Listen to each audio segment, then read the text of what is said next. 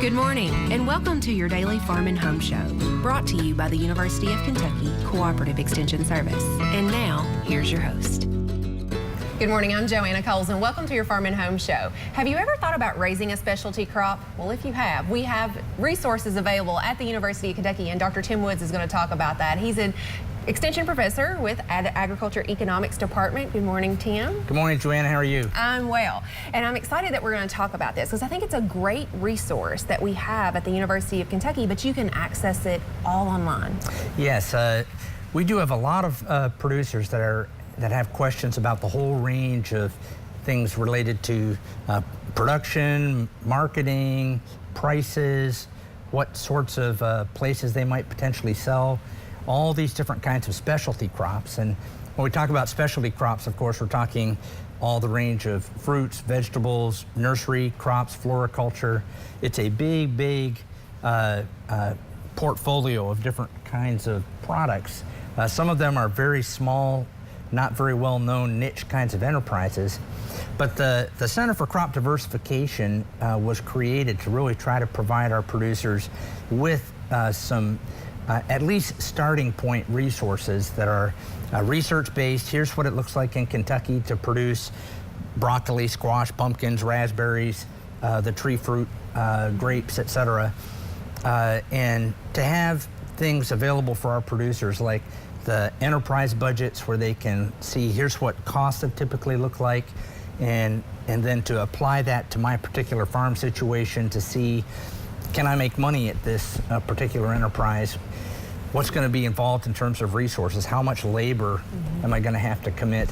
Helping folks to do a little bit of pre-planning and thinking before they jump off into the deep end of the pool, getting in over their head with some of these. And now I think it's probably a great time because, you know, if I get a call into the office and say, what crop should I raise? Right. You know, well, that depends on a lot of factors, but I usually direct them to the Center of Crop Diversification website because of all the profiles that are there. And usually they're like, they want to pick one. And I'm like, well, you might have to pick several, but it's a great resource to be able to even, I mean, one lady called me and said, I didn't know I could raise mushrooms. Right. But she found it on the Center of Crop Diversification website. Right. And so, you know, what folks will typically find there in a crop profile, it'll be a 2 to 3 page overview of here's what's involved with production, here's what's involved with sort of the economics and costs, here's what's involved with maybe the marketing and distribution, handling.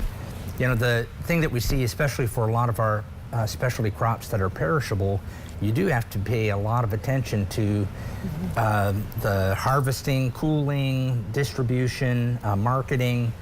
And a lot of these crops don't just sell themselves, so marketing is a really important component to being successful. And then if you're interested, what I like is that it also has another list of resources that you can go and get a little bit more in-depth information. Exactly. And then for the growers who are already growing maybe a specialty crop, it has nice market information on there all across the state. Right, right. And so we have put an enormous amount of effort to try to provide really good market information from the produce auctions. We have 5 produce auctions that are active across the state.